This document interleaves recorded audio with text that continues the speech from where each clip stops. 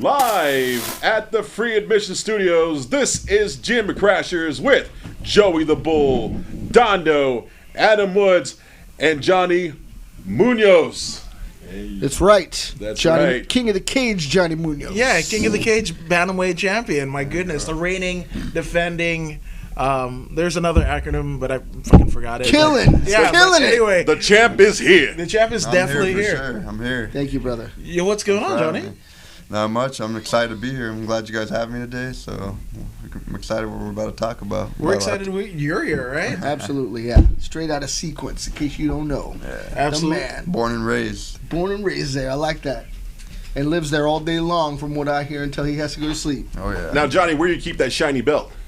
Oh, that's in my bedroom, man. Oh, yeah? That's where the magic happens. That's how That's where the magic happens. But it's like I'm not even the champ. It's like it goes there, boom, and then I'm just, I'm the champ, but I still train hard every day, like as if I'm not, Awesome. And I figure if I ever have a champion belt, I'd walk around the house just with that only on, just Right. impress the neighbors. What sport would that be in? Sumo, come on. Isn't it obvious? I don't know. I'm asking. Okay. Sumo wrestling. We could get you and Robert to sumo on camera. That would be one hell of a show. Dude, we'll do it. Belly one day. on belly, diaper on diaper. Hey, I'll not have no shame. Just Right. make sure my diaper's brown because I want to go on skitties. Polynesian panda versus the Puerto Rican bull. Sort of weekend. Anyway. Back to our guests, guys. That's too much. Yeah, man. So first off, what is it like to be King of the Cage champion? Obviously, King of the Cage is one of the preeminent MMA promotions that does shows literally almost every weekend. What is it like to hold the belt of such a prestigious company? Yeah, so like for me, it was kind of like a dream come true, just because I started off training just when I was 5 years old, and then see my dad coach people and all that stuff. I was always around MMA, going to King of the Cage events when I was a little kid.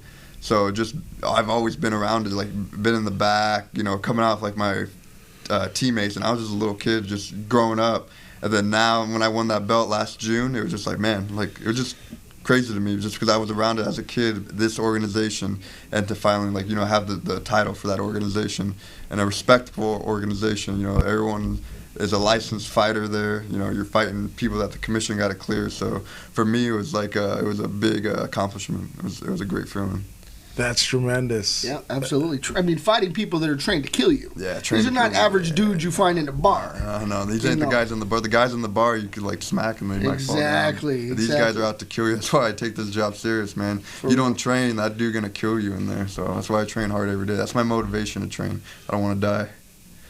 He brings it, man. I'm telling you, I was there in June to see that. So winning in our own Southern California area in that kind of a big, arena setting is just amazing to see you do that. So I love that. Absolutely. Well, I mean, speaking of fighting people in bars, what did everyone do this weekend? Plenty. Can't even tell you. We had big fights, right? We out talking fights. I mean, one of the bigger fights of the year so far, 2020. Absolutely. Conor McGregor was out there doing his thing. Yeah. You watch that? No, I watched that fight. You gotta watch, right? It's the spectacle. It's a train wreck. We want to see what happens. Everybody's watching when McGregor's on the card. Whether you like the dude or you hate him, you're gonna watch him. Like there's a lot of eyes on that event for sure. So I'm more of a cowboy guy, but in watching what he did, what do you guys think? I mean, that was pretty quick. Regardless, he came out with that overhand right. Yeah. He ducks it. And I thought there was a takedown set up, right? Right. But he couldn't take him down. Yeah, so like for me in that fight, I know there's a lot of people, this is 170, whatever, like Conor's too small. But I looked at it like this is just like a lightweight fight, really. Like they're both 55ers, if you think about it. They're just not cutting weight. Maybe Cerrone got a little size on him. But like I didn't know like that the whole outcome was going to happen, but I felt McGregor would put him away pretty quick, because if you look at McGregor, fast starter, very explosive, always coming out firing that left hand. Cowboy, on the other hand, very slow starter. You look at his past fights, he fought RDA. RDA just put it on him. Cowboy collapsed, and that's not taking that away from Cowboy. I think he's a tough dude, but just very slow starter. And I actually rewatched that fight again. For me, this is just my theory. When Conor came out there firing that left hand, if you notice, when Cerrone dipped to the side to dodge it, Conor's like hip and leg kind of smacked Cerrone. I feel right there is what set the tone of the fight right there, because a lot of people don't realize it. In training, I've done it. Like, you shoot a double leg, and you kind of go black out for a minute. Just you accidentally hit your opponent's like leg or hip, especially if he's coming in. Connor came in, Sure. So I felt that stumbled him a little bit, and then the shoulder thing was just that threw him off. Like, pow, pow. So you missed the opportunity for the takedown, but that broken orbital. I mean, he was collapsed in his previous fights, Right, and then with Justin the Gaethje. shoulder damage looked like it popped it right back out. Oh yeah, that's another thing too. You know, he's taken a lot of damage the last couple fights. Yeah. And a lot of people don't realize it takes time to recover from that. Sometimes a year. Yeah. So. Scar tissue. Yeah, scar tissue, all that. Oh, Especially you're training in crazy. there and getting hit, and like that's never gonna recover. Right. That was amazing. Yeah. Yeah, and I mean, when I think we all kind of knew that if it was finished within the first 3 rounds, it was all going to be Connor. But I think everybody pretty much assumed, anybody that wasn't a casual fan knew if it went into deeper rounds, it was all Cowboy. Yeah. So we knew that Connor was going to do what he was going to do. We didn't know the fashion in which, and I think it surprised everyone. And the memes literally came out like within literal seconds. Instantaneous. Like everybody in jiu-jitsu class is going to be training, like shoulder thrusts shoulder, and whatever, But I mean, it's kind of weird because Connor is a multi-millionaire, right? And for him to even I think fight he's a again, millionaire. Yeah. he's well on Proper his 12, way. I think he's right there. Well, somebody said, "Oh, well, he needs Tony Robbins to kind of get him there," and I was like, I thought he was close. I really thought he was close. That dude got money. Yeah. That guy got money that most people could just dream of for sure. Yeah. But I don't think a lot of people. I think Connor watches a lot of WWE. Have you guys ever? You got the Vince Adam McMahon watches walk a lot of going that. on. The shoulder thing. I think he took a page out of John Cena. You ever seen John Cena come up with that running shoulder thrust, thing? Yeah, absolutely, 100%. That dude watching WWE or something for sure. Yeah, it was unorthodox to say the Yeah. least, right? That kind of thing. Where'd you watch the fight at? In Pasadena. Shout out to Adrian Sorry. He kind of put me and the wifey up, and we watched the fights at his house, and that was kind of cool. Oh, look at you. Yeah, man. I was in Tucson with Sean Lerma doing the Our Life road trip. 10 Planet Tucson. It was bitching. Hey. Somebody died on the freeway, so we were stuck, and we still got the fights. shit. Wow. Wow. As Sean got hammered, I took care of things. There you go. How about you, man? What'd you watch? Me and my dad were watching that fight. Oh, you gotta love that with the old man, I was right? watching it with him. That's Saturday morning. I just taught jiu-jitsu, trained and stuff like that. So I was a little tired, and we got home, watched the fight. So it was cool.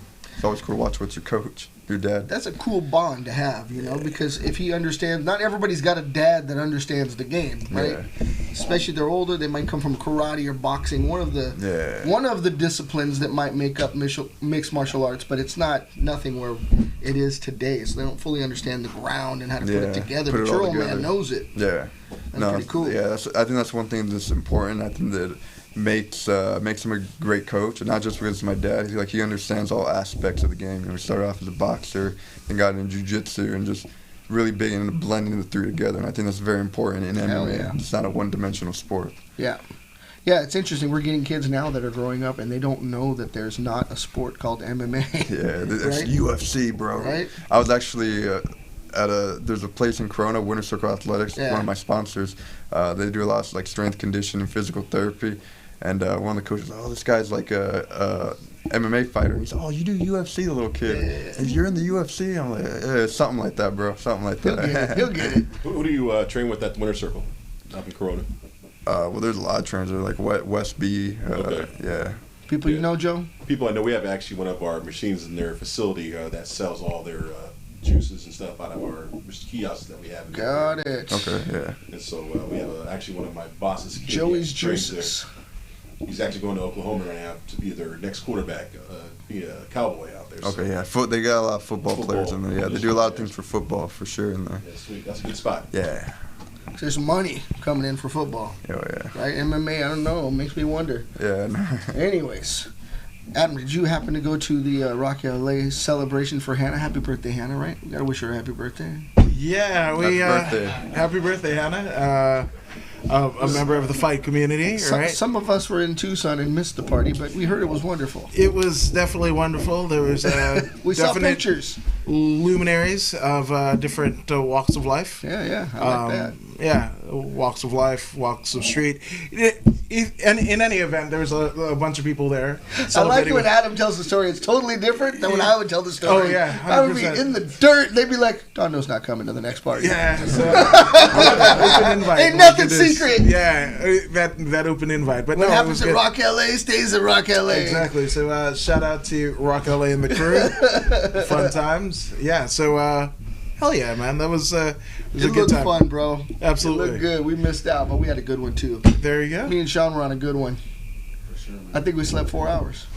Well, he might have slept more. He got sick. Everybody gets sick on me when I road trip. Oh. Robert gets Montezuma's revenge. This guy gets a cold. He's sucking on NyQuil all night.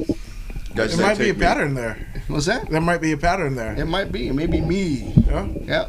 That's a theory. I mean, You probably threw a nice little bellow in the car. That's what happened. More than one, bro. There's always one guy doing that, That's right? always this guy. Yep. I save him just for you guys. Well, I chilled at home with my little dogs, played a little Modern Warfare. Yeah, tell us, where'd you watch the fight, or did you watch the fight? I watched some of the prelims at home, and then after that, I just, I decided got lost in Modern Warfare, and I decided, I'm missing the fight, so I just tuned it into my phone and watched the last fight, the one I wanted to watch. The big fight. Most. Yeah, the big one. Okay. And I kind of just was kind of disappointed. I was hoping Cowboy would do something, and when he got kicked in the head, that was it. I was like, he's done. He just kind of staggered, and it's like me at a buffet, bro. That was the last of the Cowboys for sure. Yeah. R.I.P. to all the Cowboys. Right? That's a fact. That's yeah, there was football this weekend. I mean, yeah, we're talking about fighting, but big weekend. I heard about it. I don't follow football that way. Adam? Yeah, absolutely. So I think since we're talking about fights, I think we're going to go into our next segment. We're reviewing fight nights and Let's do it. Yeah, UFC so let's do that. Let's do the top 5. Roll the credits, my man. This.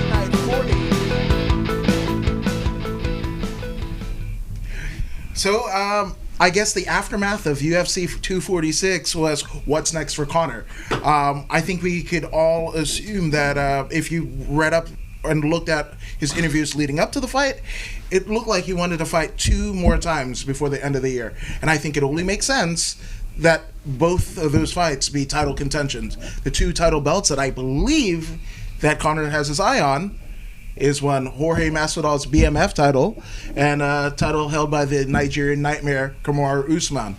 I don't know why that doesn't make sense. Now, obviously, Dana White in the post-fight press conference saying, hey, we're doing something with Floyd Mayweather, so that might be in the pipeline, but if I'm booking, if I have my Joe Silva hat on, I don't think how many fights does Conor really have left in him? Yes, he looks spectacular on Saturday night, but with somebody with as much money as Conor does, why would you want to get punched in the face, right? He's a different cat, but I don't see how you have his final 2 fights in the promotion, what could be his 2 final fights in the promotion, and not have UFC gold attached to it.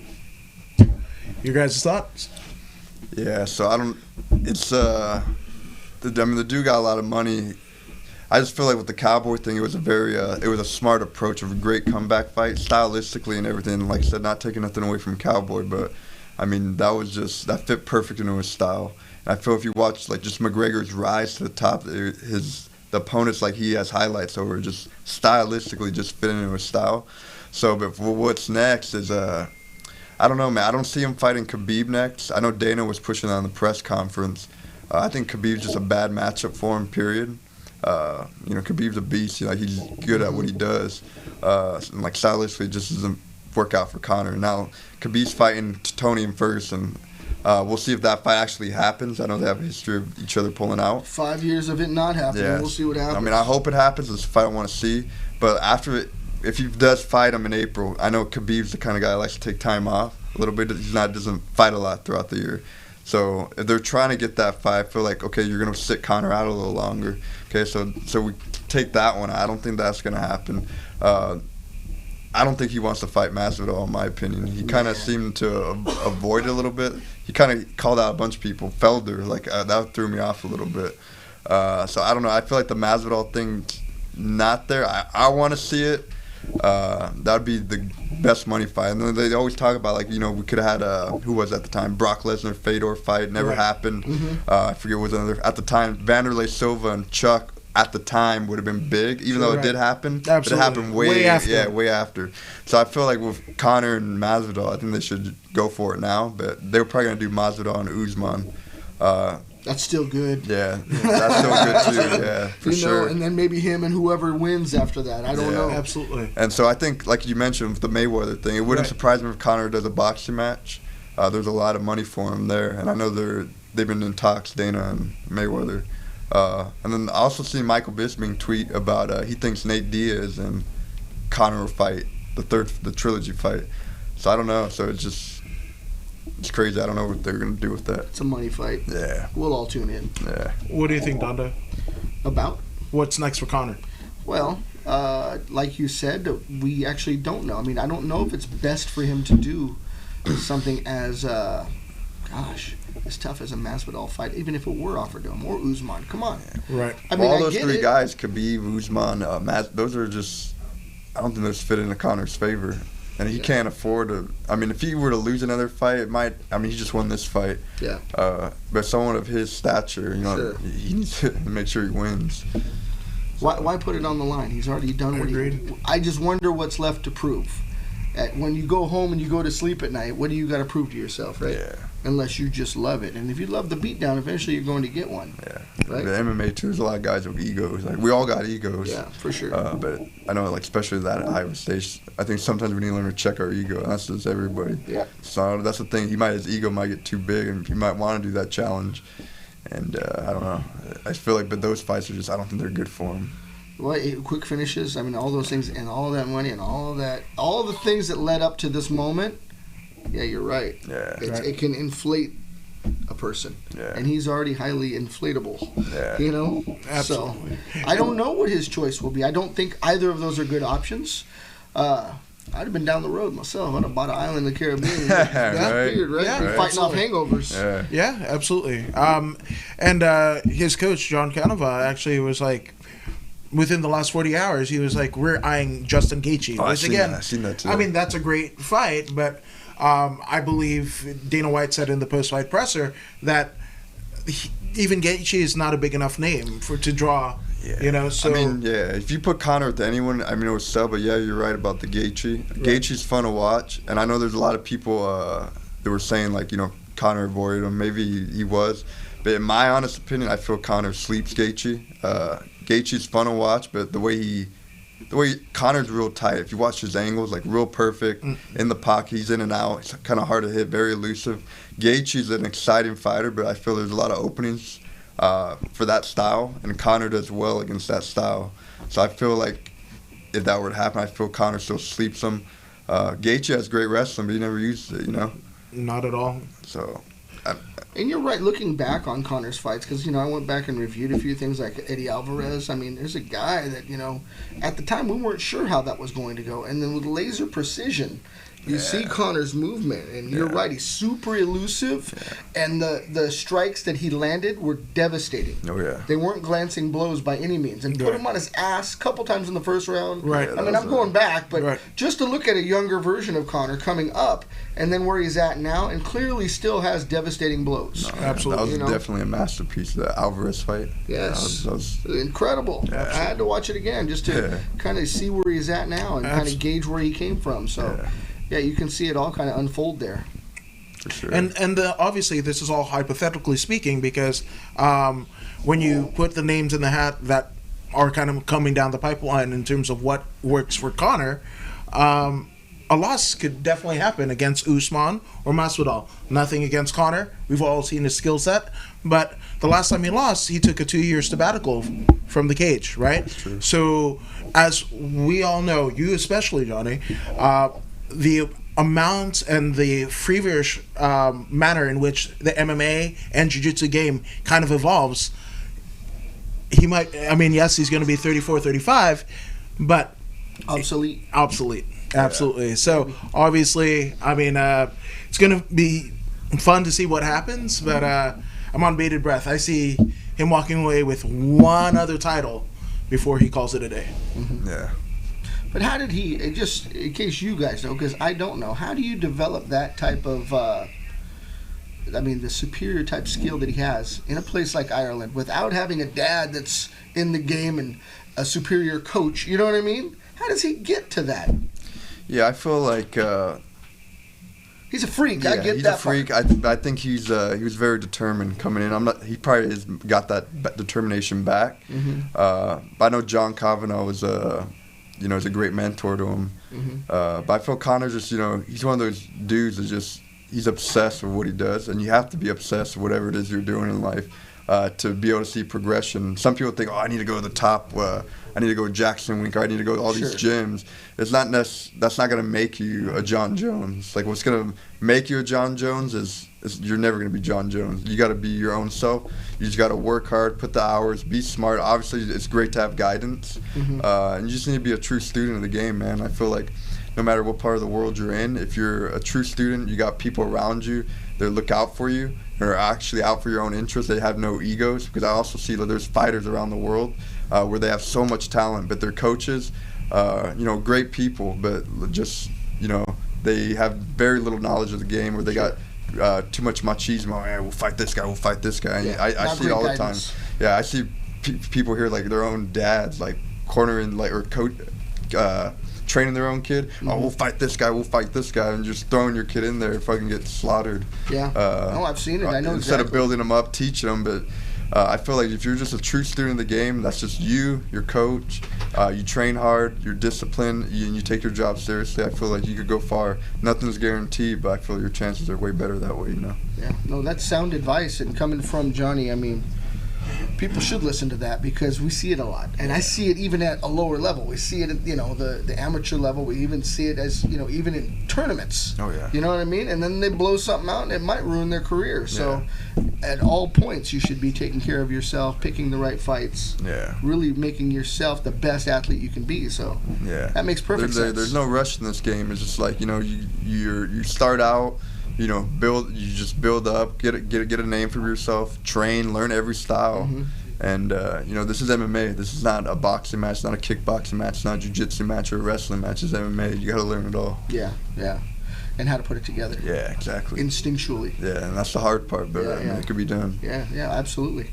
Yeah. So I actually want to rewind it back and put the spotlight back on you, good sir. Obviously, your dad trained in jiu-jitsu. How did he find jiu-jitsu? Because obviously, there weren't a ton of, jiu-jitsu or MMA gyms or Valetuda gyms here. So how did your dad get started? Yeah, so what a lot of people don't know about my dad, he's actually originally a boxer. So he started boxing at the age of 12, and it was just a student of boxing, just trained boxing. He grew up in Long Beach, like LA, but just boxing was his first thing like he's ever done. So he is originally a striker, whatever, and then just progressed in it. I think around 92, I want to say. He saw the Gracie in action tapes. I don't know if you guys are familiar with that. Absolutely. The Gracie's beating up people on the the Gracie's just beating up people on the beaches. So he saw that, and my dad's like a very he loves combat stuff. So when he's seen that, he's like, holy, like, man, what are these guys doing? Like, I need to learn that. Those guys are badass. Whatever. So then he goes to I think a Horace Gracie gym, or he went to Horace Gracie's gym to ask about jiu-jitsu. That's when he got a hold of those Gracie in action tapes. Wow. Yeah. But at the time when jiu-jitsu was here in the 90s, there was Gracie jiu-jitsu and Brazilian jiu-jitsu. Yes. So they're the same thing. Yeah, I know, but there was two determinations. Yeah. You came from the Gracies, or you were breaking apart and you were Brazilian jiu-jitsu. So the Gracies didn't consider like Brazilian jiu-jitsu. Oh, that's not us. That's not the real stuff. That's right. I mean, but it really is the same. It was a political thing. Right. So my dad ended up a money ploy. Yeah, exactly. You're a Gracie. You're making money, money, man. So, but the Brazilian, so they just changed it to Brazilian jiu-jitsu. So my dad, his instructor was Joe Moreira. That's who he went under. Yeah. So he showed up to the gym, went there, then whatever. He was rolling. He was just like messing dudes up, and he was like, "Oh man, this is." So then finally they put him with some dudes like a pro belt from Brazil. Freaking like put it on my dad. My dad's like, I need to learn this stuff. Like he couldn't believe that. Like the grappling was doing that. He comes from a boxing background, and at the time, jiu-jitsu back in the '90s was ruthless, bro. Like it's not what it is now. Like we were talking earlier about like fashionable stuff. Yeah, no, you could slam if somebody puts you in a triangle. They used to have like for belt testing where you fight 3 dudes at one time, just like monkey in the middle. So like he had to come up doing a lot of that stuff, and he had the boxing background, so he was just messing a lot of dudes up. That's cool. And then the instructor liked watching that, but yeah, my dad got like it was a humbling experience for him. That's how he got into jiu-jitsu, and then that's where he is now. And then when I was born, whatever, I started doing it at 5, and I hated it, bro. Like we would cry to try to get out of this, but like my dad was on me. He like this is where he said you're doing this all the way till you're 18.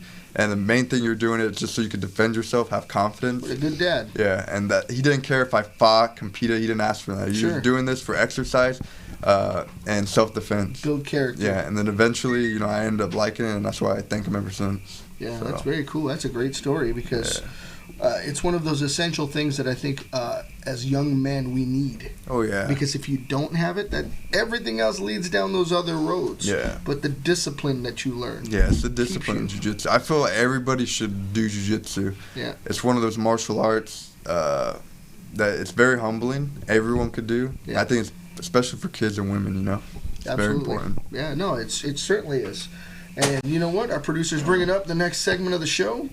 So I hate to break up jiu-jitsu talk because I love it. That's my nature, especially early jiu-jitsu, talking about the Gracie Brazilian combat that was going on between the two styles back then. Yeah. I love to talk about that because it's not that game anymore. Yeah, it's totally different. It's not even the same. So I'm like, well, I'm wondering if it's going to go back. With the advent of combat jiu-jitsu, I'm excited, but it's still not the same. Yeah, it's a bunch of pretty boys doing jiu-jitsu now, and they go over there and they get smashed. It's kind of like, a yoga thing for men. You know what I mean? Like, what's going on? Like, I don't understand. Real quick, we got John Freeman saying, what's up, Johnny? Robert. What's up, John Freeman? From Vegas. Hey, what's up, brother? What's up, John? Boom. Hey, look at that guy. He looks like the guy from Incredibles. He looks like the albino from the Da Vinci Code. You should have put a picture of you, bro. But tell Robert to fix that. You need to make one of Oh, look at this. MMA fighter versus security guard. How does this go? I think I've seen this on Instagram. Check it out. He gets mounted. He's got 3-on-1. And now he has the baton to the forehead. Is this in the Philippines? This is your home country of the Philippines, Joe. Come on, motherfucker. Don't take your picture, motherfucker. His Tito. That baton looks like it hurts. Yeah, hell yeah, it hurts. Come on. We fucked you up. They've immobilized him. That was a quick one. We got others. Oh, look at this guy. Is that Mayhem Miller? Who is that? Is this Mission Viejo? That dude laid Oh, out. damn. What are they tying up with? They're tying him up with phone cord. Shoelace. Oh, shoelaces. Check that guy out. Walls of Boston Jericho. Crab. That's what I was Yeah, thinking. exactly. If he lets go of That's umbilical cord. Was this at a karaoke bar in the Philippines? crazy. Stem cell research. It's bullet cord. But look. That dude got lit up. Oh, here's another one. Here's a good one. Best Russian drunk fight. Check this guy fighting his grandma. This is my tia. No, Check her out, dude. Oh, look at those. Is that Cowboy's grandma? Yeah, she's pretty letting it much. all hang out. Cowboy's grandma's. Oh, no! He laid her out. Man, Cowboy's grandma's all heart, dude. Yeah. Bought him that ranch, took care of him. That yeah. story's amazing, it's a great grandma. right? Look at this guy. He helps her up, gives her a beer. I like that. After he spilled the beer. This is I this is love a you. regular Russian weekend right there. Maybe that's his girlfriend. They're getting No married. hard feelings. Yeah. That's true, though. True love. Yeah, she's back at it. She got Yeah. headbutted, knocked out, and she's back at it. Give me a beer. Slope Naya. Those are not 40s. Those are like 60 ounces down there. What the hell are they drinking? Uh-oh. She's going to crack him. I never saw how this ended, but it's not good. Looks like he's a goat. He looks like a promoter, Robert. Oh, and it's a sandbox. She looked like she hit her head on the curb. Yeah. Is this Britney Spears before she shaved her head? Yeah, look at that gut. Oops, I did it again, I guess, right?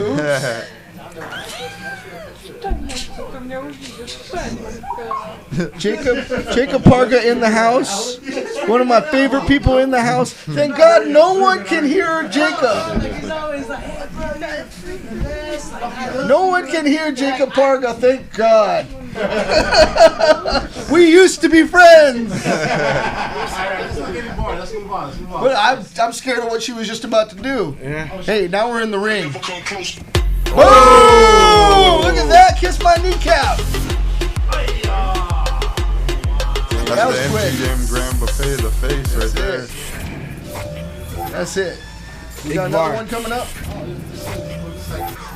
Well, we ain't got to go 20 minutes with it. We just wanted to show some funny stuff. It's old school right Oh, here. I remember this guy. That's what Yeah, I it's remember the about. chicken dance. Watch Oh this. yeah. Costa Zoo. Oh, Adam Woods on Saturday morning. Hey, you know what? That's what all the kids do. Oh, Ay, ay, ay. Spider-Man got kicked. Spidey's. Look at him, man. There's a legit competitor under there. Catch my no guy. Looks like Al Jabbar's body type. Look at this. Oh, the kiss of death. Whenever you come out and sing it, Oh, I remember this. Yeah, the kiss of death. Bang. Oh, you kissed is that Tim Sylvia? Who's that dude? Yeah. He looked like Tim Sylvia. Boom. I remember this. Oh, the ropes. God. I just watched them like. Yeah. Oh, Hey, there's one where the ref gets knocked out trying to step in. We all saw Don't this catch no When I was a feelings. kid- It's called catching no When I was a feelings. kid, this was it. That's what you watched. Probably. I was already driving. The great power Udi. Oh my gosh. No, Donda was around when David and Goliath fought. That's right. You know it. I earned my dreams. Ooh, spinning breakfast. Tell a hater I said, Oh, This is a sale at Victoria's Secret, huh? Minowa? Yeah. Oh, look at I don't act. The cup. That's laser precision. Damn. My goodness. I don't act. Screw the shoulder thrust. We need to be training that. I remember that. There's Minowa. that. It's Sanderson. It's Slutty Ryan. Yeah, Emmanuel something earlier. Yeah. Yeah, man. Look at that. Those are two big shorts. Whoa. With headgear. Mid strike. He looks like Dave Marquez. Look at this. He's I a love referee. this. Look at this. Wrestling. That's the heart of it all right there. Oh, don't cry. Look Come at that. Hey, where's the dad that tackles other kids? That's Sambo. These are Sambo kids. everything that kills me makes me feel alive.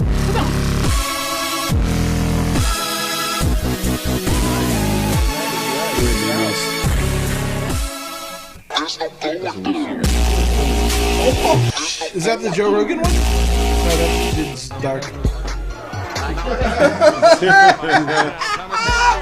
Oh, the good one. Robert is talking smack. I like it. I'm finally man. rubbing off. Yeah, that's No real. way, that can't be real. No, that's real. I'm gonna try that. That's the one time Amir Khan looked like a beast.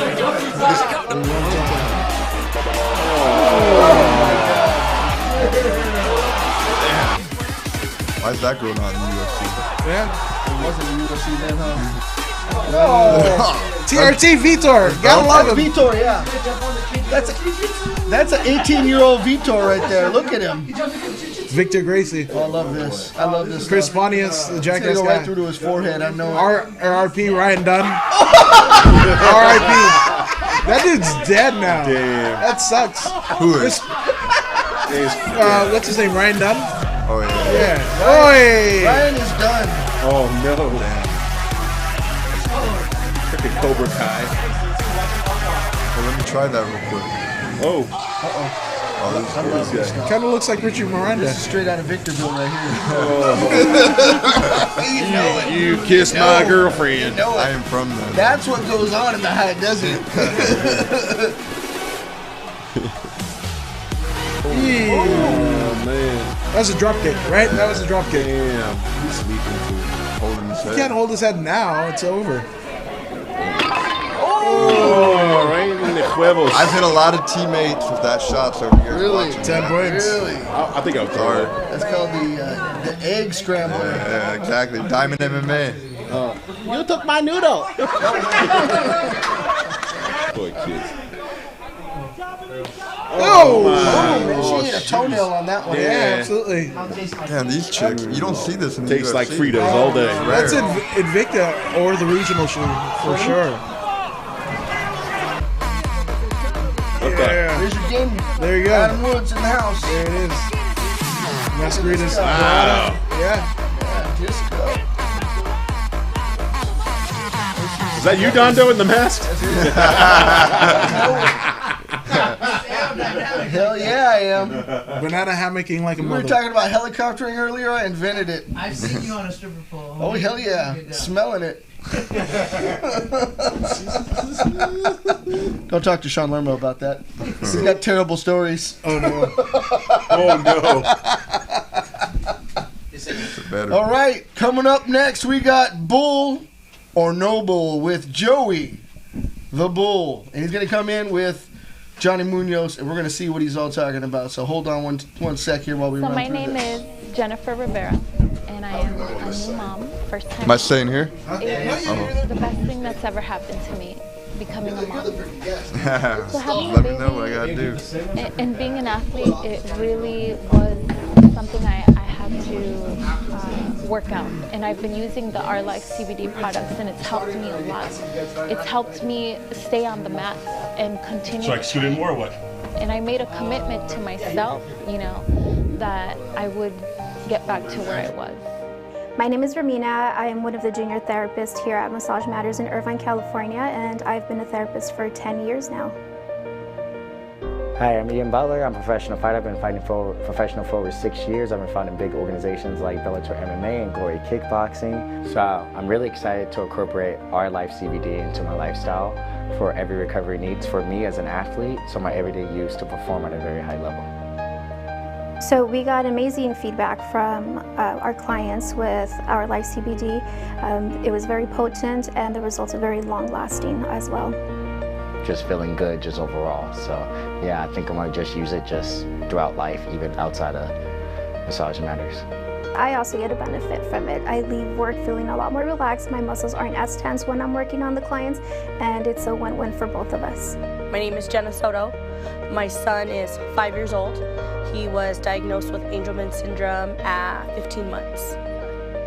This medication that they wanted to give him was only going to stop focal seizures. I didn't like those options. I didn't like the choice. Do you want your son to have seizures? Or do you want him to go blind? Or do you want him to die? This was the perfect time to take on those suggestions that other people were telling us about. And that's when we met Sean. We met you at Our Life, and it was like, I feel like a friend, like we clicked. He was on Our Life CBD for, it was exactly 7 days.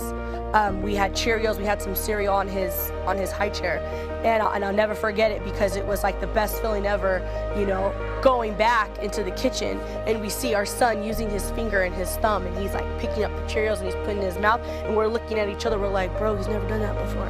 This product is helping my son really grow, and I started telling everybody about it. I think Our Life from the bottom of my heart, that they found us, that Sean found us, and that my son has an opportunity to do better, and that my son is gonna do so much.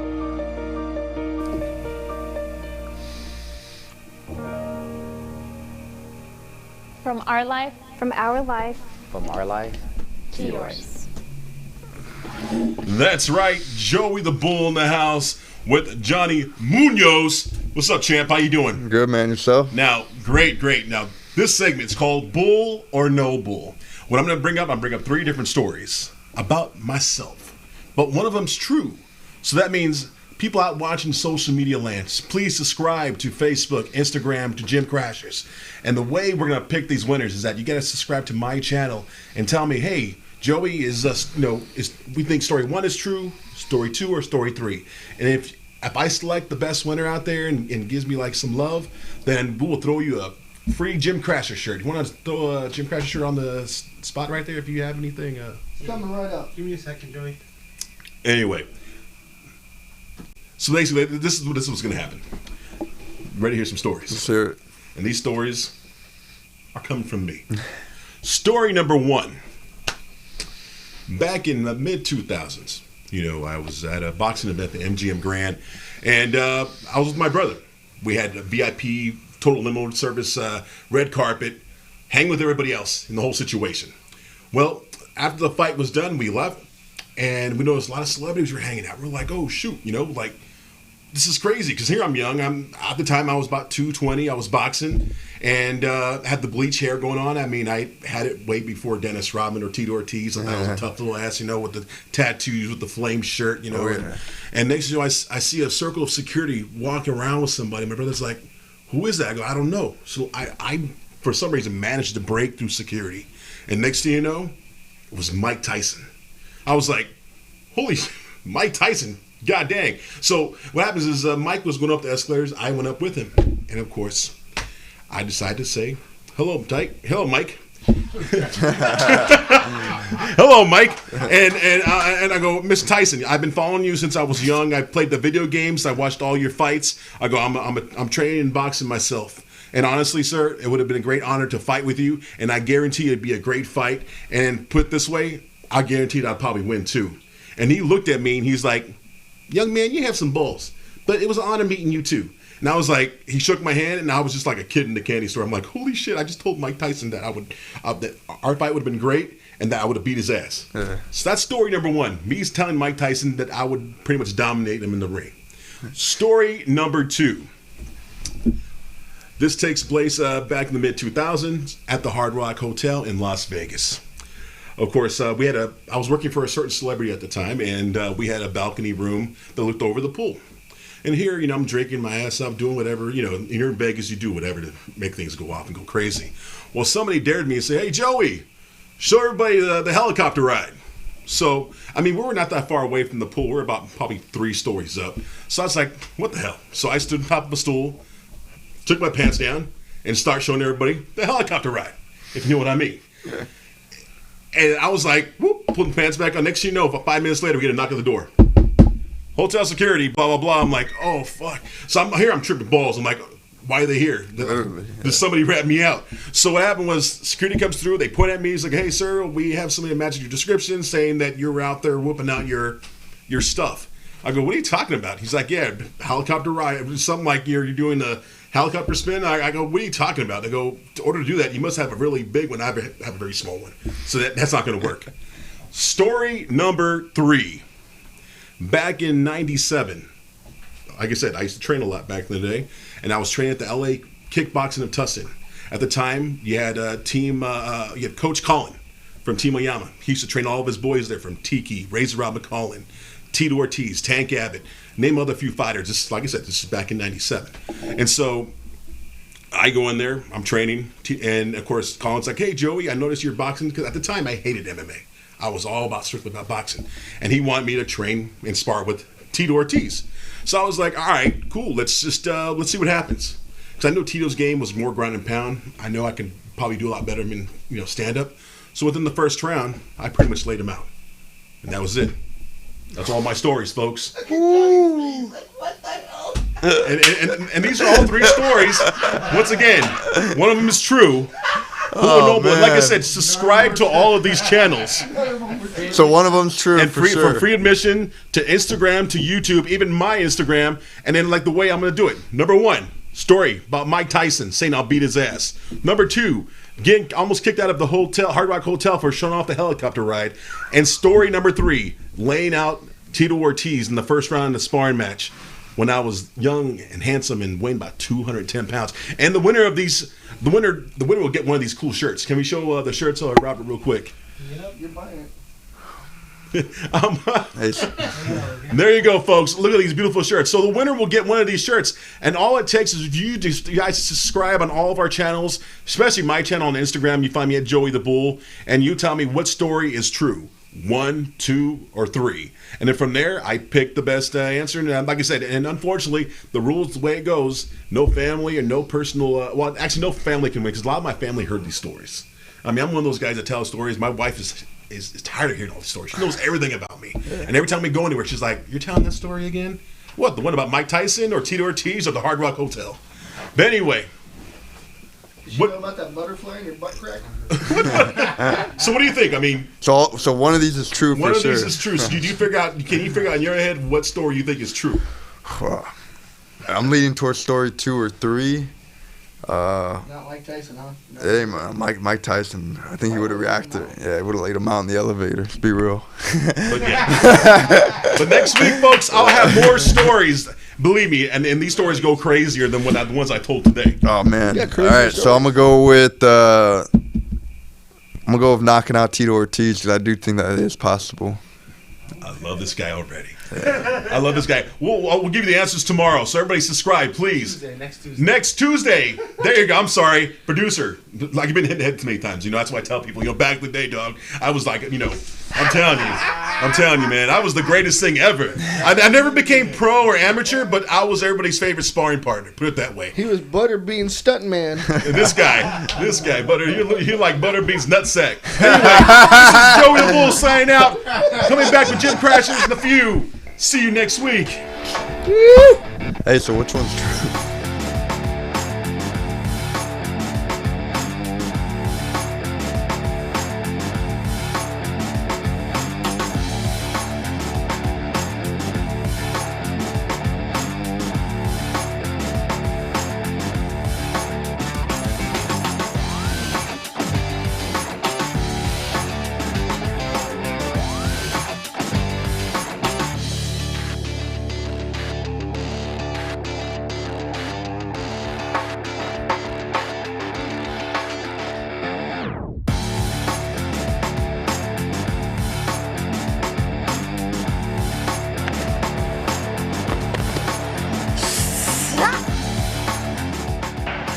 This is Zeta Zane with our live CBD. Oh, Rajira!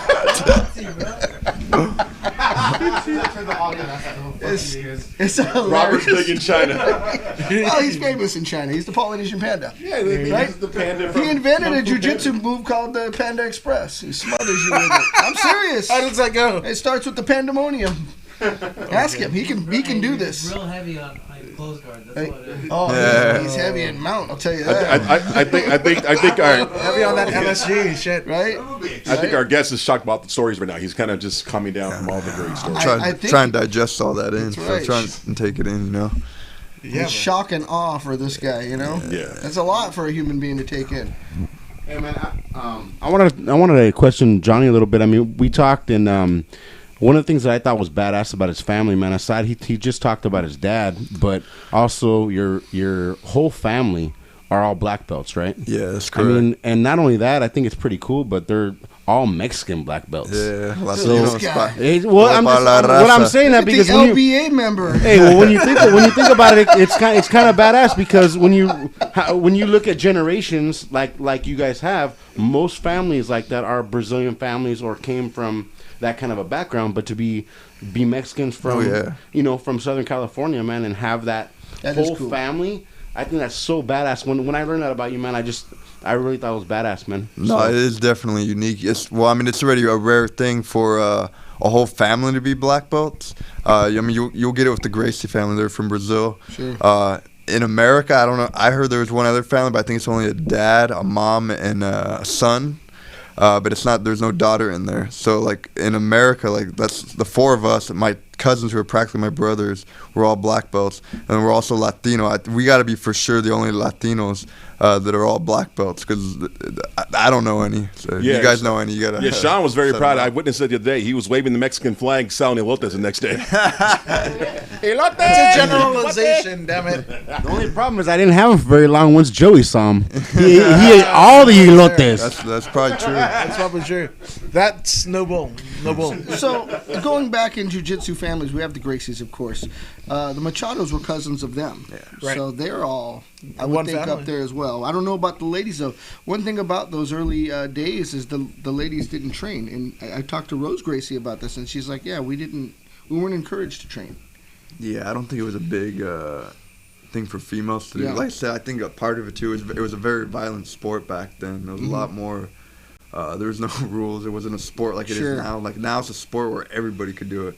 But say if jiu-jitsu in the '90s was here now, I don't think a lot of people would be doing it. No, not. It'd be like well, screw this. Yeah, they would walk in and they would see what Like really the average happened. person, yeah. Yeah. The average person, like parents wouldn't be bringing their kids in. They see all this, like, guys just messing each other up in there. Especially when you got tough guys like your dad or the early days guys, that were just crossing over into what jiu-jitsu was. They took wrestling, they had a boxing or karate background, whatever it was, and now all of a sudden there's this surge of this new art because it was closed off to us because Brazil was, a dictatorship. We didn't have it. Bruce Lee didn't know what was going on down there. You know what I mean?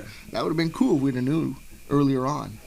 And saw how things adapted, but you guys got on it quick. Your dad really kind of. Yeah, he was like one of the first wave of Americans to actually do it. And I started, I think it was like '98.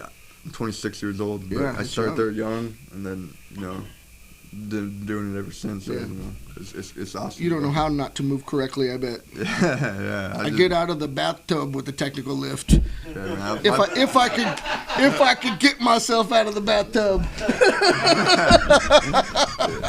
You do jiu-jitsu long enough, you just start doing weird movements. Sometimes you're dreaming, and you're like, oh shit, you start. No, that's a fact. In my bed right now, what the hell's going on? Yeah, you grab your girlfriend, whatever. Oh shit, my bad. I know my kids think I went to Vietnam because they'll tap me and I'll do something like, what the hell's wrong with this guy? PTSD is real. PTSD is shake real. someone's hand like you're thinking arm drag. Yeah. You pull it through. You get their all that drilling. Right. That's nice. Double-handed. I like this guy. He's messing around. So tell me, obviously growing up in the sport, when did the spark actually ignite for you, and when did you make that personal decision? Because it's really cool that your dad didn't force you to do it. Yeah, so that was another thing. He didn't force me to do it. It was just mainly, it was like, hey, like, when parents, have I don't have kids, but, smart. Yeah. They're expensive. No kids for me. But, like, when as a parent, you raise your kids, you teach them things to do. Like, like you brush your teeth, right? Like that's something they have to do. They go to school. Like there's no ifs, buts. That you got to go to school. So for training, that's what it was like for me. It's like this is no fighting back and forth. Like I knew I had to do it regardless. And it was only like twice a week. I was training, like learning self-defense, getting my confidence up. Yeah. And then for me, like I would probably say, just doing it long enough, I started like getting good at it. There wasn't a lot of kids in there back in the day, like when I started. And then when I started too, like I was a white belt. Like I got a stripe every year. So like I was a white belt for 4 years, and for a kid, that's pretty depressing. Like, imagine doing that to kids now, being a white belt where they get it, like they was like, I want to quit. Like the kids want to see something. And back then, it wasn't as like regulated as far as the belt rankings. So like I got my yellow belt at 9, and for me, I think it was about 9 where it clicked for me. Like okay, like I'm actually like not bad at this. You know what I mean? Other kids were coming. I remember like there were some kids that came in. They were all yellow belts. Dad was making them do pancrase fight, just living through his kids. My kids are like badass. The way he described his kids, you think they're like, I don't know, like Conor McGregor or something. Sure, You know the pro fighter of the day. And then so my dad told me these kids were coming in. Like there's like 5 or 6 of them, like all brothers. And I was like, man, like I was like, fuck, I'm a little scared. Like these kids, like they do. Great, it's just me against 5. Yeah. So whatever, they come in the class and like we spar, and I just, like wreck shop on them, and then like. I think that right there was like, okay, I'm pretty good at this. And this guy's talking about how great his kids are. So that's when I started like liking jiu-jitsu, and also like watching MMA. Like back then, they used to be on the pay-per-views. My dad would go to like buddies' houses, or they'd come over.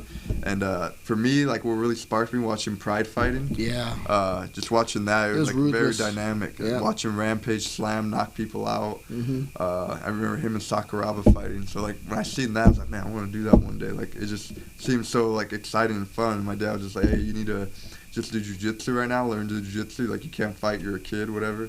And then, so that's what I did, is I took the jiu-jitsu route and then started learning the boxing, wrestling, and all that stuff.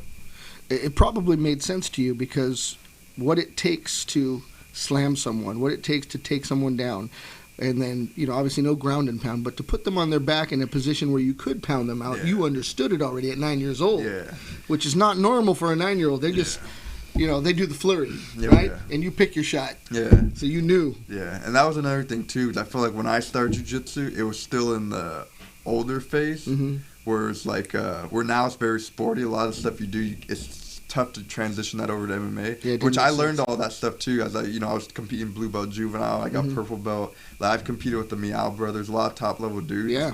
So I had to learn that game. But then when I started doing MMA like completely, I had to transition back to that more tighter game, which I already knew starting out as my foundation, but I had to go back to it. That's pretty cool. So yeah, so I felt like I learned both sides of the game. Like, especially as a kid starting out in '98, I feel that. Like, back then, kids jiu-jitsu was very rare. Like, not a lot of kids were doing it, like how it is now. There was no development for it, so you were learning adult jiu-jitsu. Yeah, exactly. I was in the adult class, basically. Yeah, I can only imagine. Yeah. And everything opened up a punch. Everything opened up for striking and then submission. You beat it out of them. Yeah. And I remember, too, as a kid, like, you can't... well, back then there was a lot of different rules, but the slamming was out of the picture, like, when I started competing. But I used to like picking up kids, like, because I thought it was like rampage. I remember I bought a pair of camouflage shorts. I love this guy. I bought a pair of camouflage shorts at Target, and I was like, man, like, I feel like I'm rampage picking up people. I picked up kids, but then I had to set them down, like, on their back, not slam them. Yeah. But I used to do that in tournaments, and I was like, man, can't wait to do this one day, like, in real life. And I have gotten a couple slams, not knockouts, but I have slammed a lot of people. So pretty cool. Damn. So I'm not gonna ask his favorite move. So pick him up, suplex. Right on their City, Brock Lesnar style. Yeah, love that. Now, obviously, I mean, coming from a Brazilian Jiu-Jitsu background and family, was there ever a point where you kind of fell out of love with it? Obviously, from 5 to now, that's a pretty long time, right? But obviously, mitigating things happen. You get to high school, may not be the coolest thing or whatever. Was there a time that you were kind of like against the grain and going like, I don't know about this thing anymore? Yeah, never for me. It was once I knew I liked it, it was already set in my mind, and I feel like that created the foundation for a lot of things I just do outside of fighting. Which if I have my mind set on something, I know I'm gonna do it. Like, I don't derail from it. Like, I'm not gonna quit. Like, I just have the mindset, like, I got to be willing to die for whatever I like to do. Wow. So it's just, that Bushido spirit, man. Yeah. So that's just my mindset. I feel like that's the mindset you got to have in anything you're passionate about. If you want to succeed in it, like, you got to be willing to, like, to die. And if you die, you die. It is what it is, Whew. That's what happens when you're born into it. So, you're kind of like maybe that new generation. You have a lot of the old school stuff and technique. But you don't know life without MMA. No, I don't know what I'd do without this, man. I feel like this keeps me very sane. I've had a great upbringing. I appreciate my parents for everything. That's cool. But I've also, it was taught tough love, like, to learn to appreciate, respect other people.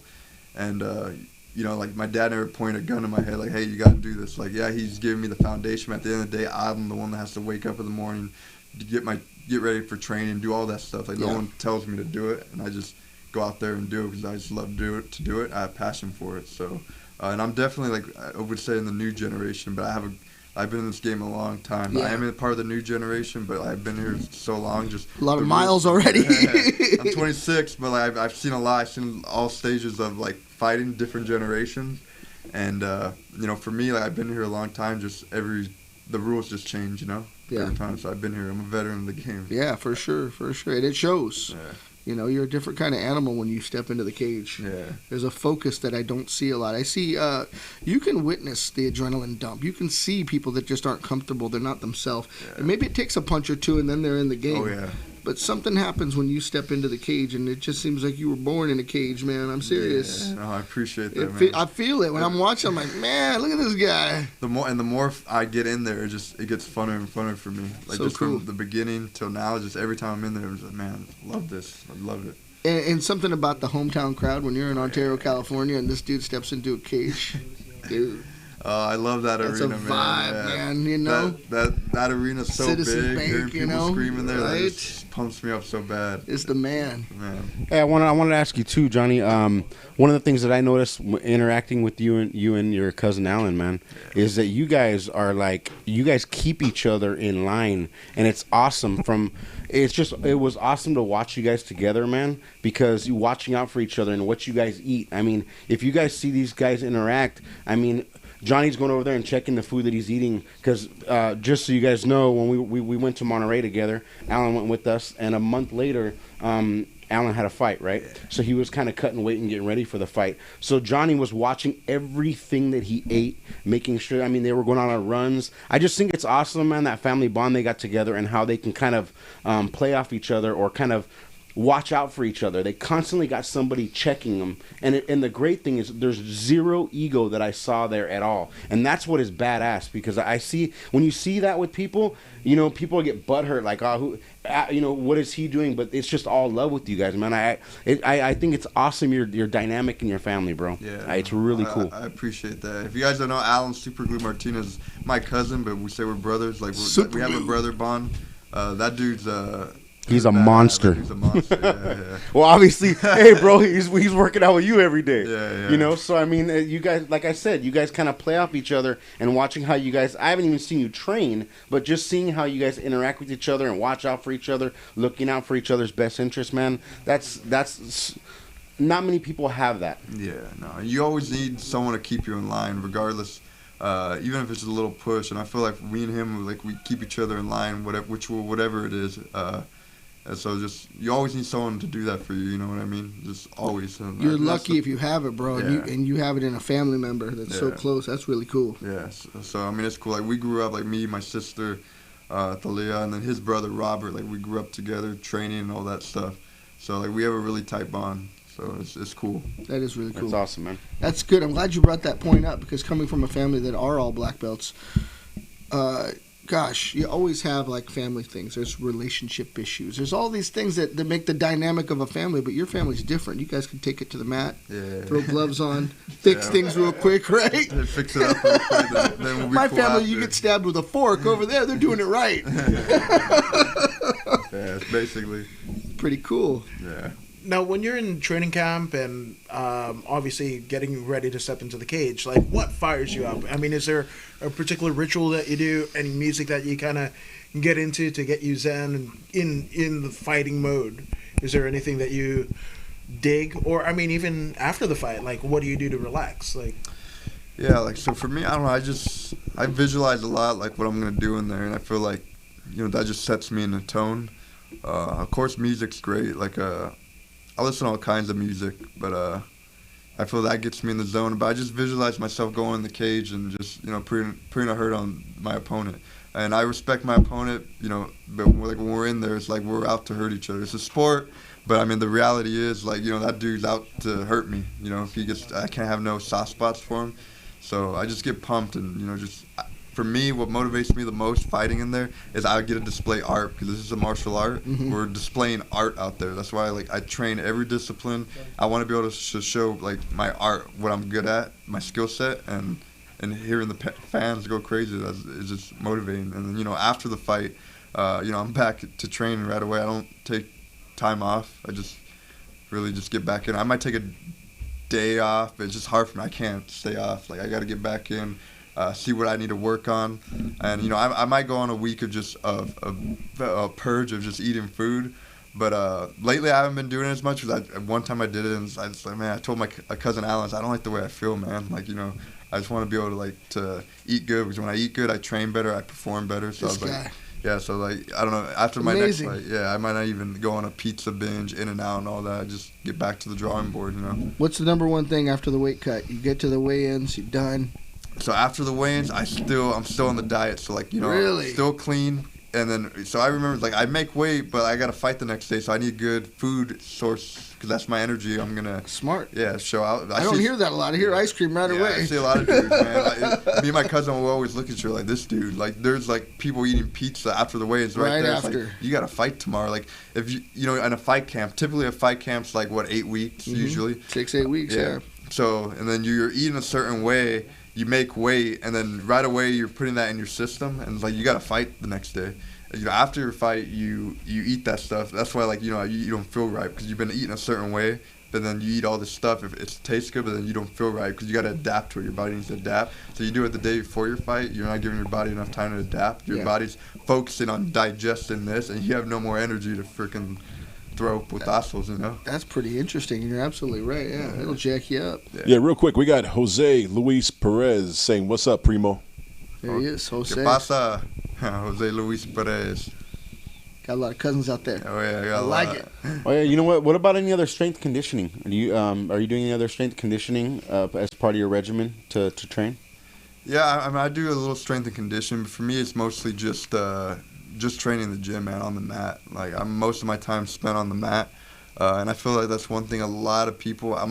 Strength and conditioning is great. Don't get me wrong. I think it's awesome, but I feel like with a lot of MMA fighters, you see them. They seem to be doing more of that. And there's jiu-jitsu practitioners too. They're doing more strength and conditioning, less time on the mat. It should be the other way around. Whatever it is you're doing, you should be on the mat doing that. Strength and conditioning is just an add-on, just to get a little stronger, quicker conditioning. I like that. I like that philosophy. Yeah, I mean, keeping it real. Yeah, and you see, I don't know. There's so much going on with the workout routine. People trying to make up a lot of things.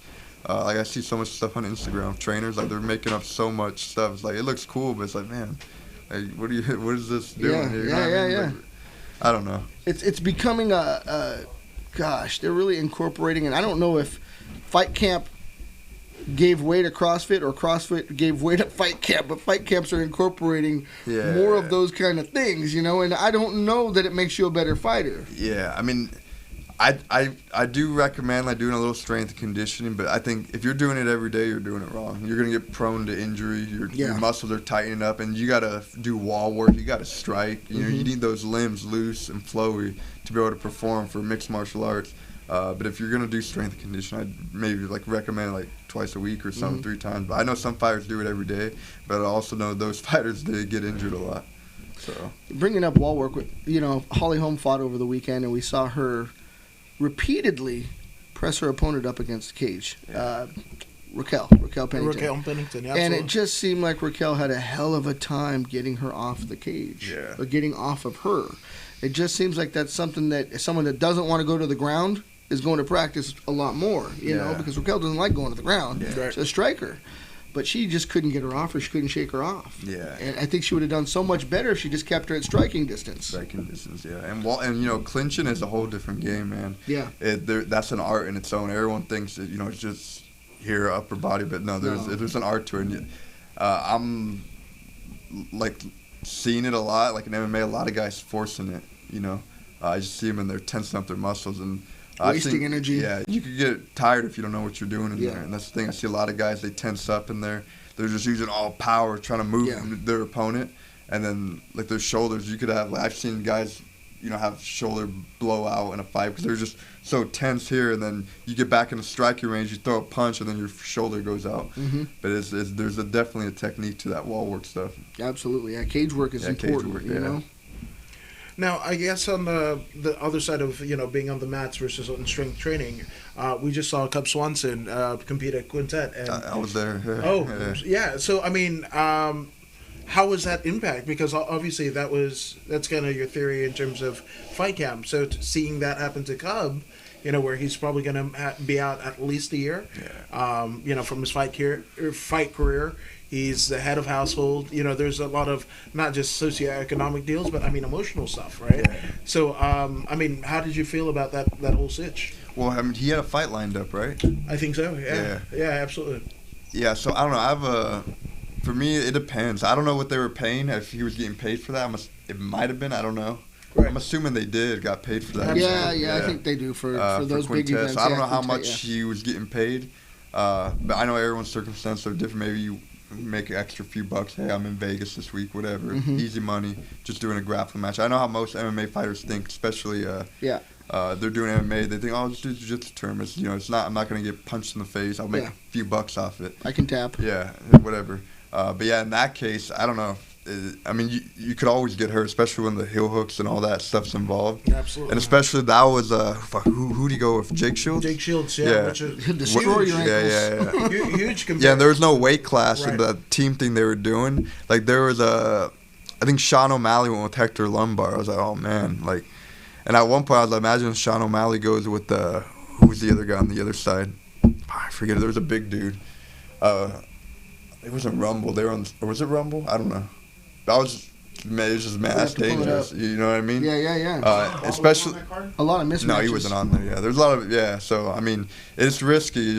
I don't know. You could always get hurt no matter if you're fighting MMA. But my thing for me, like I came up doing jiu-jitsu. Like I've competed all the major tournaments, IBJJF, Pan Am's. Like I've won Nogi Worlds 3 times at blue, purple, and brown belt. I've won the Pan Americans. And then, I wanted to convert over to MMA. That was always my goal, so I went that way. So for, like, me, like, I don't know if I would ever do a jiu-jitsu tournament again. Sometimes I think about it. ADCC would be cool.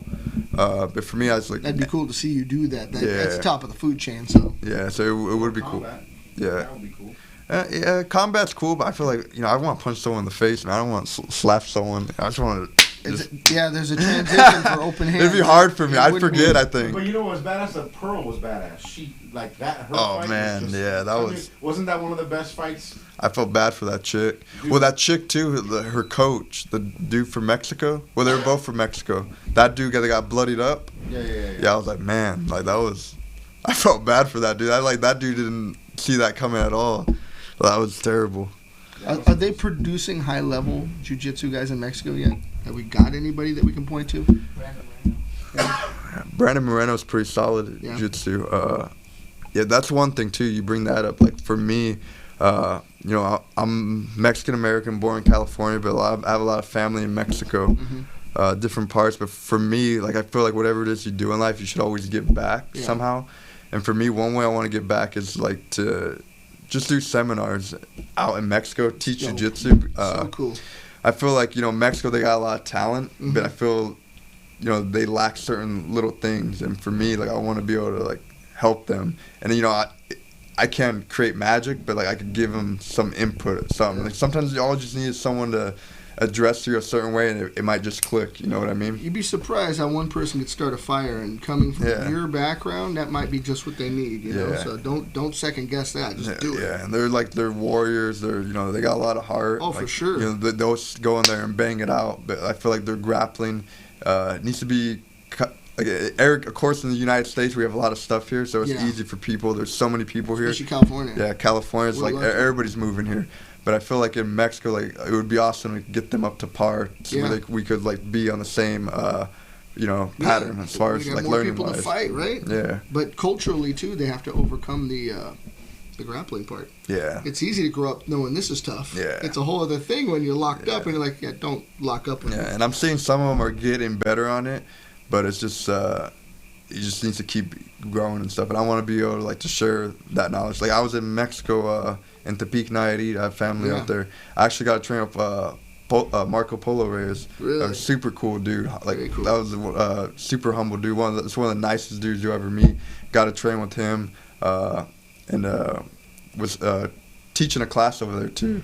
But the super respectful dude. Like that's like one dude like I wouldn't mind going back out there and training. He has good knowledge of the game too. Very cool. So it's good to hear that it's still popping off at betting parts. Just not like big centers. Like Vegas is a great place for MMA. Right. Southern California is a great place for MMA. You know what I mean? Yeah, it hasn't really found that home quite yet. I know like what is it, Entram over there in Tijuana where Brandon trains. Like that's a big one. That's pretty cool that it's right there too in TJ. Yeah. You know.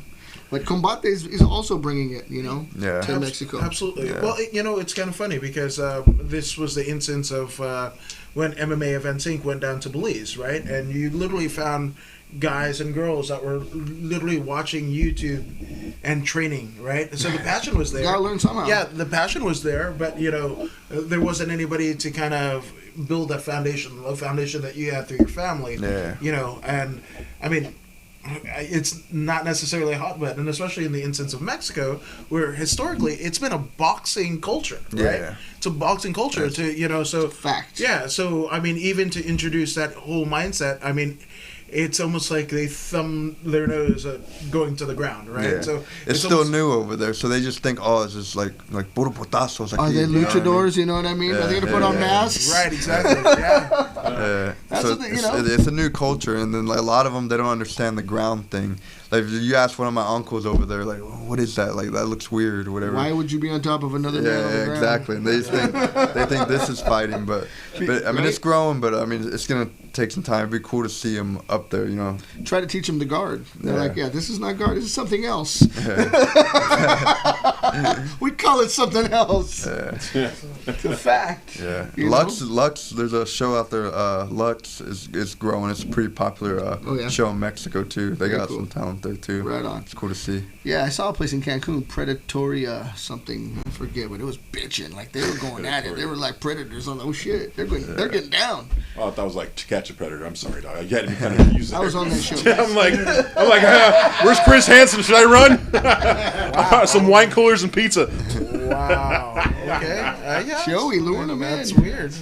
He's ice cream man. That's his day job. His day job's ice cream man. I'm telling you. I don't know where you put the steak when you're done with it, but anyway. That's cool. You're giving back, man. That's like planning to give back. That's his heart, man. And I like to do that, to anybody. But for me, like I feel like in Mexico, I feel like they appreciate it a lot, Yeah. In the United States, there's so much going on here that sometimes I think we forget to appreciate things.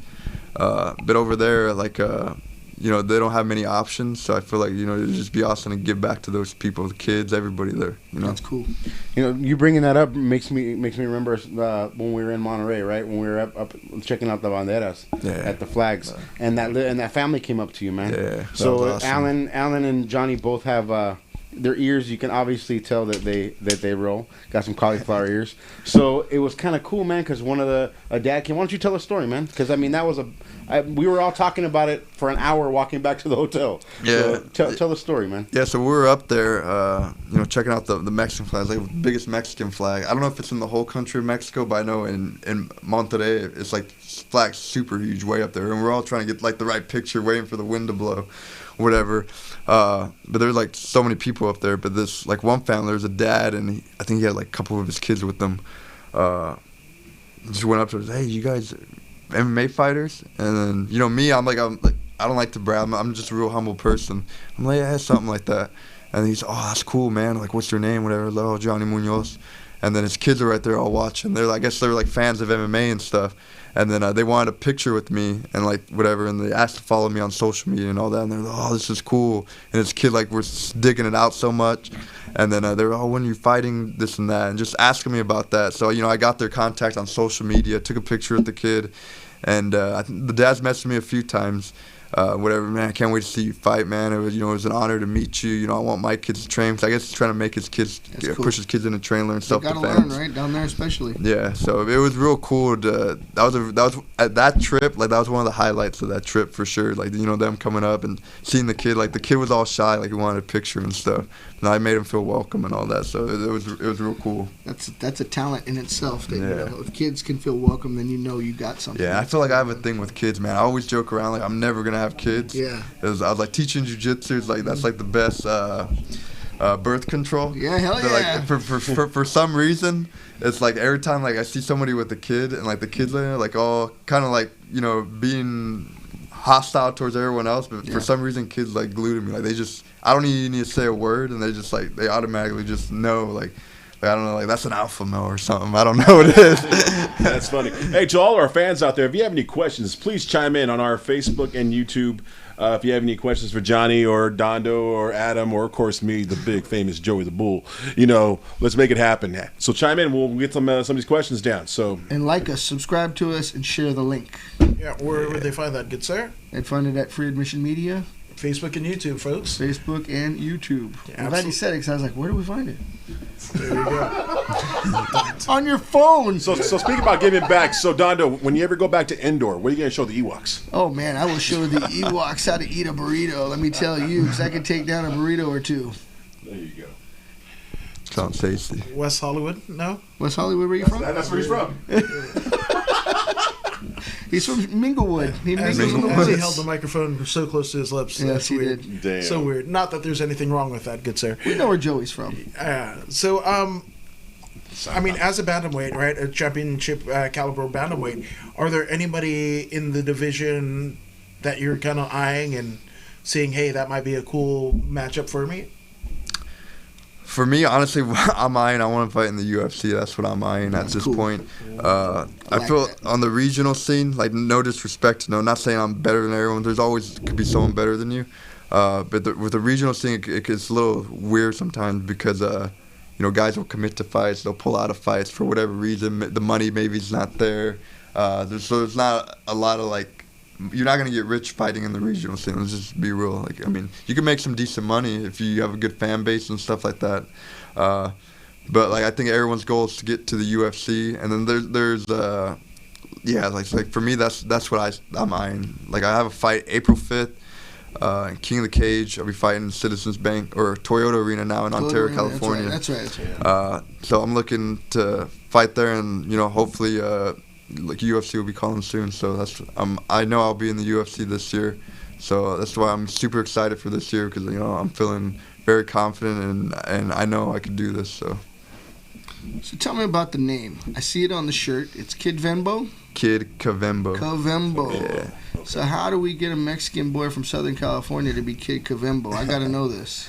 All right, so a lot of people ask about this one a lot. So how the Kavembo name got brought in?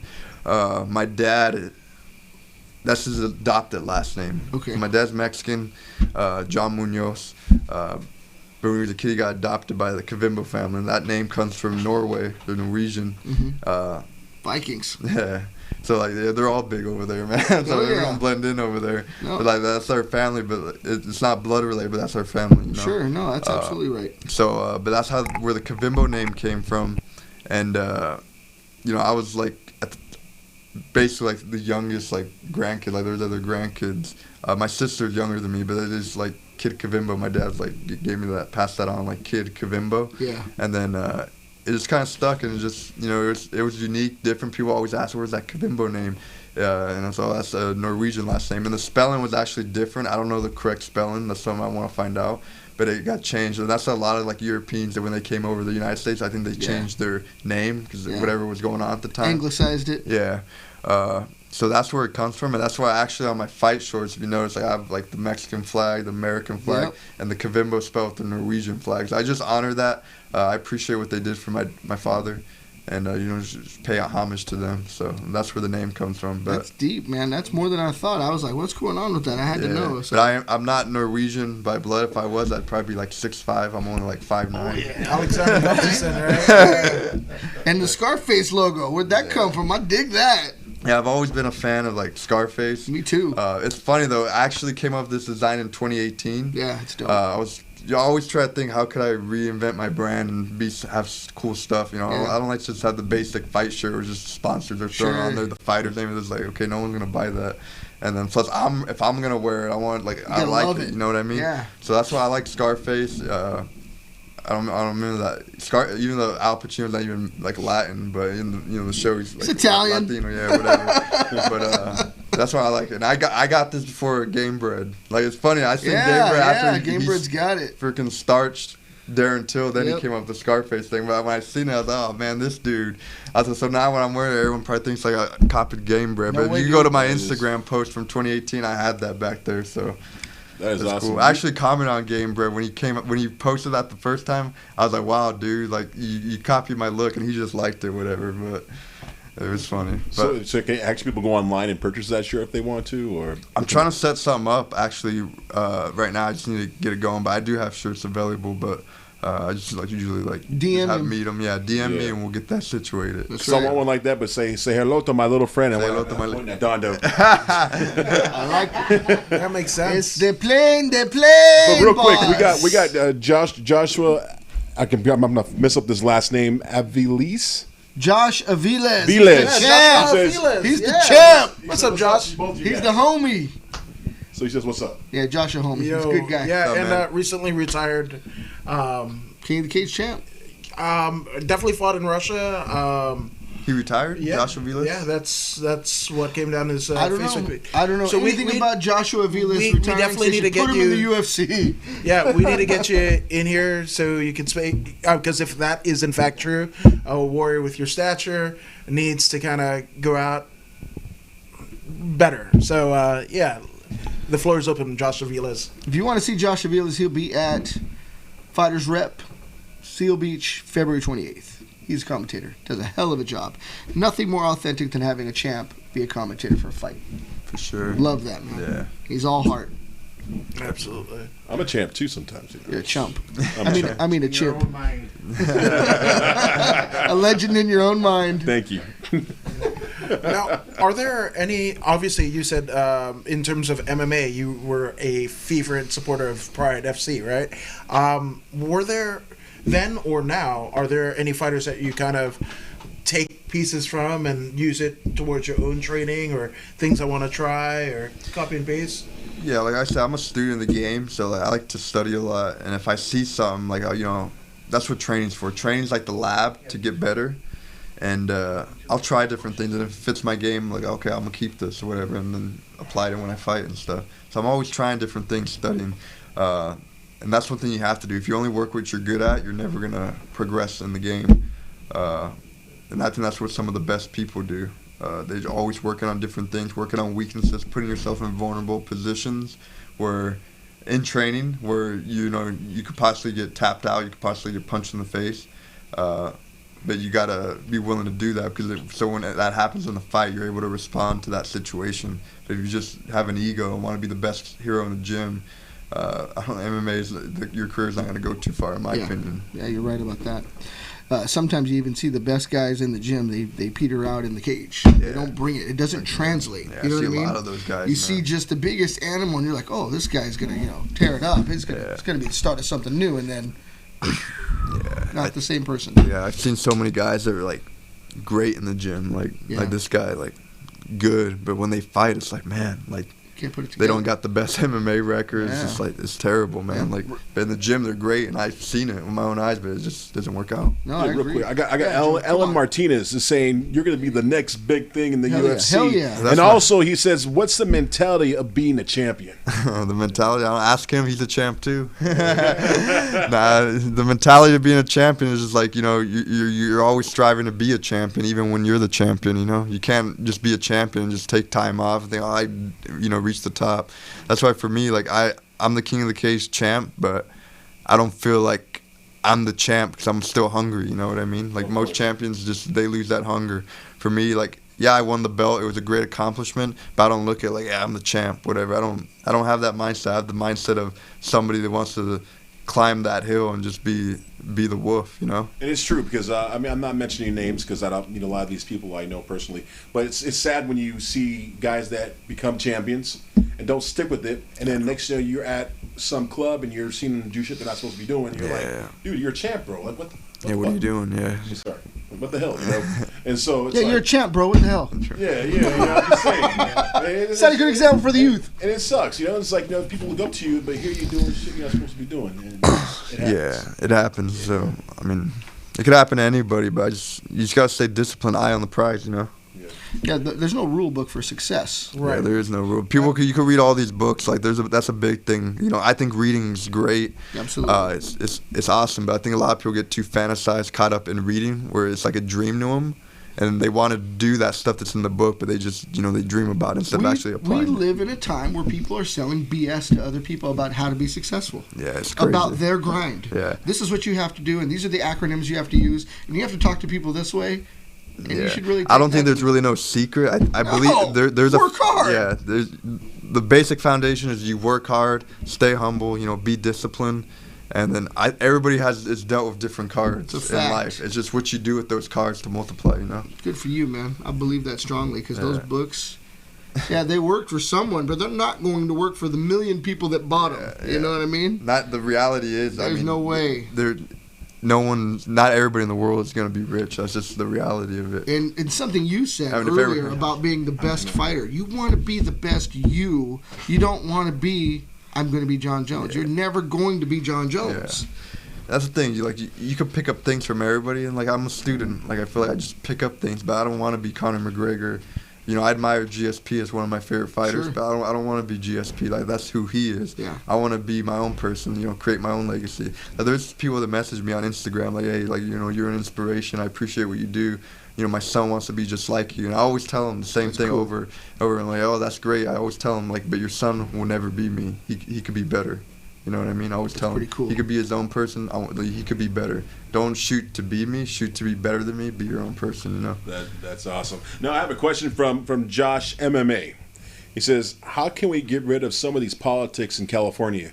Do you agree that some of the best talent sometimes get shoved to the side or just hidden?" It's true.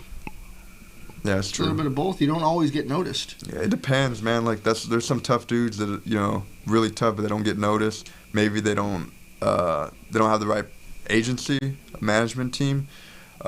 Maybe they don't know a lot of people. They're not active on social media. There's a lot of things. I'm pretty active on social media. It's very time consuming, but I mean, in this day and age, social media is everything. You know what I mean? Everything's on YouTube, Instagram.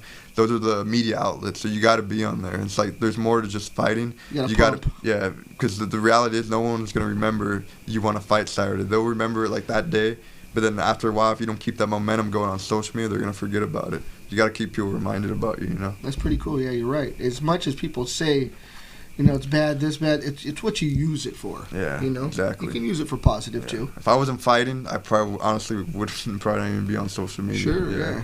Like you said, it takes a lot of time. Yeah. And we got a question from Jose Luis. It says, "Is there someone from the UFC that you would love to put your hands on, Primo?" Oh. Someone in the UFC that I love to put my hands on. It's a real question, man. That guy's a journalist right there. I don't know. I don't got beef with no one, but if I had to put my hands on someone, Peter Yan. Say Peter Yan. Good start. I'm not gonna shoot low. I'm gonna shoot high. You know, I mean, he's a tough dude. Nothing personal to him, but I feel like that it's a guy like that brings the best out of you. That's a guy like you train hard for. That dude's a killer. You know what I mean? Like you see what he did to Uriah Faber, like right?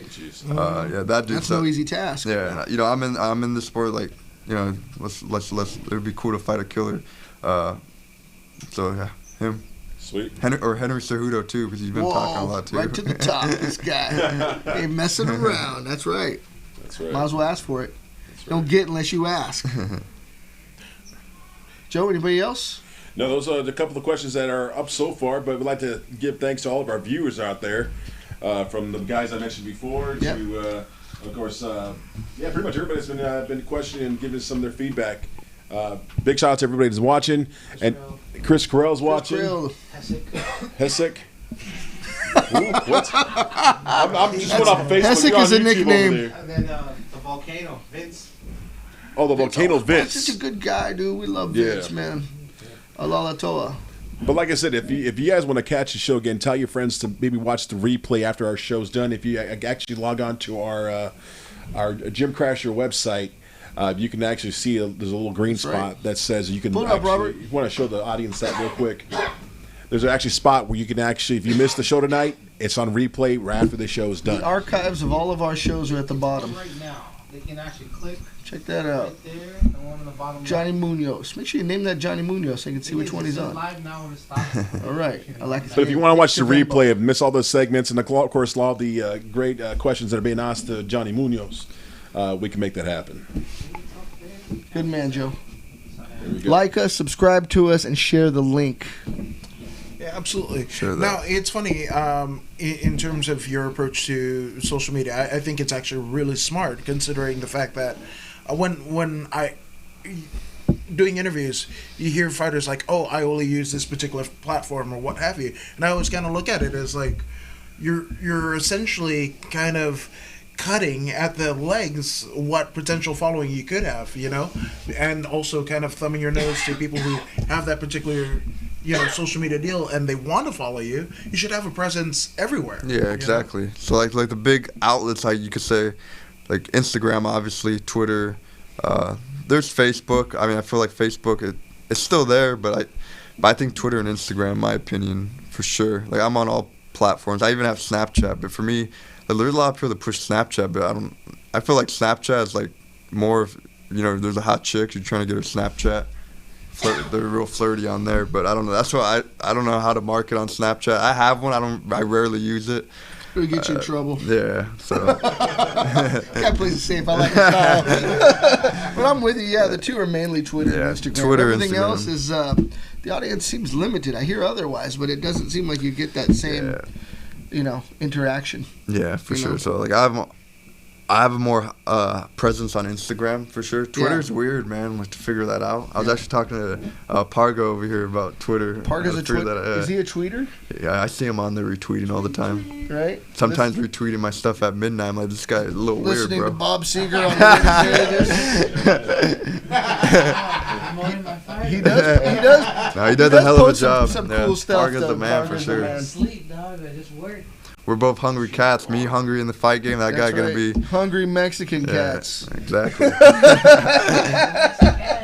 That's right.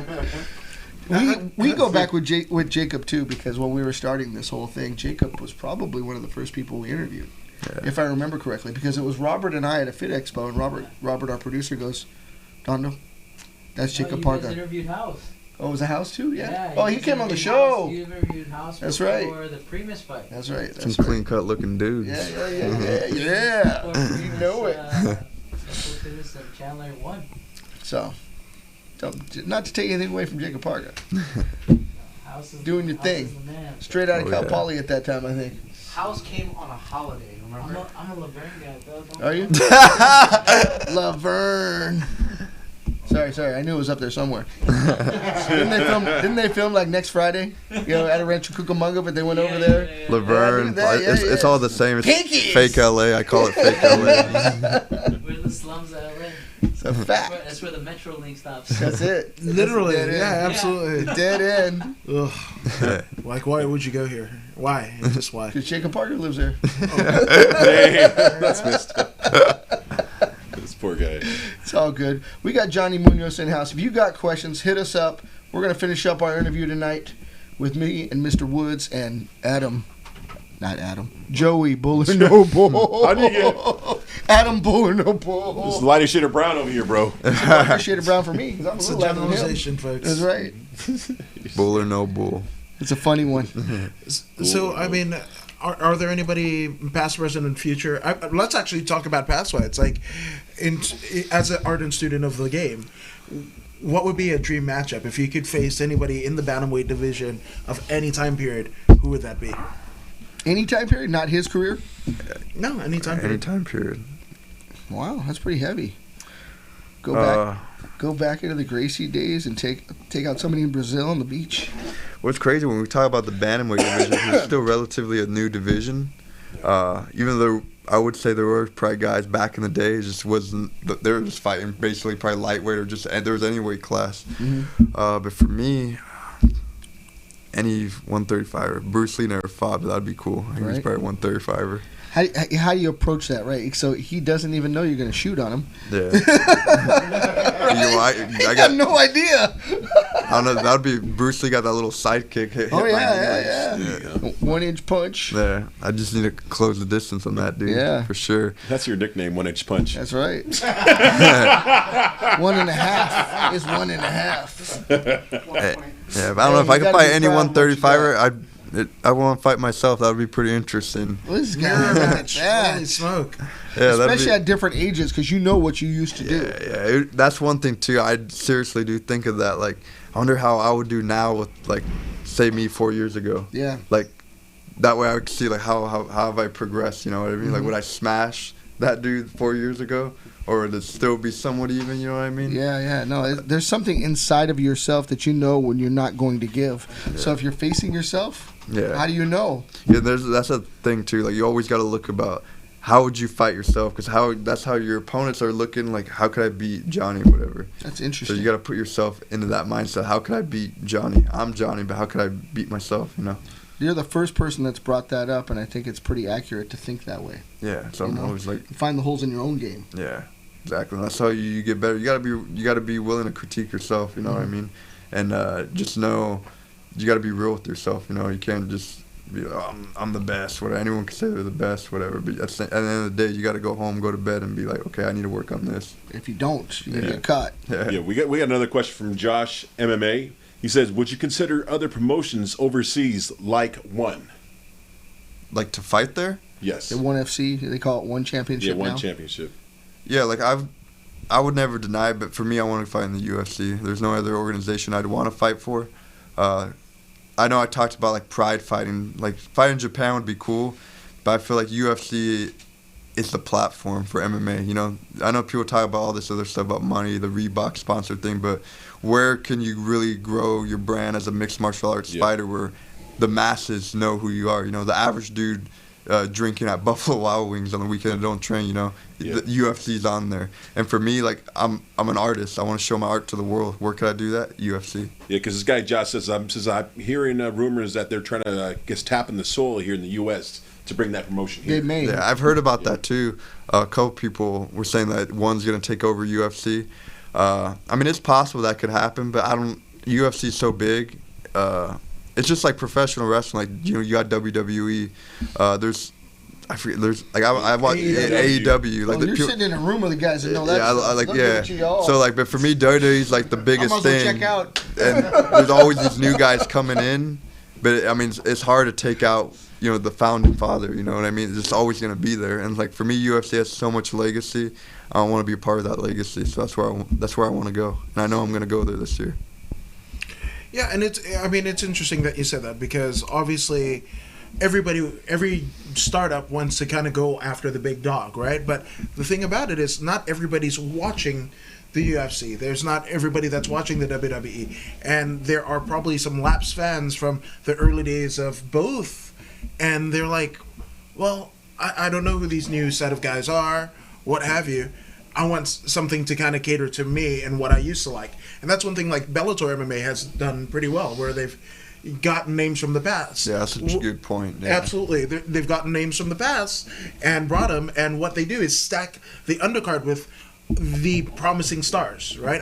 I think Bellator does that better than any other promotion worldwide. Is yes, you have your name value fight, right? And that could be a crap show, some would argue, right? But what you're going to see if you look at the entire feed, if you check out DAZN and whatever and really get your money's worth, you're going to see, you know, the guys and girls that, I mean, are going to be names in the relative future, and you get to see them in their formative years. So that's one thing that I loved about Strikeforce. You saw DC come up through the Challenger Series. You saw Ronda Rousey come up through the Challenger Series. And it's just like, but they were on the undercard of, you know, bigger shows, you know? So it's kind of crazy to see how everyone wants to kind of take out the big dog. Obviously, you're a champ, right? Everybody has you have a target on your back. Yeah, of course. But you could essentially, just like you, rather than saying a Uriah Faber or Dominic Cruz or what have you, I want to fight me.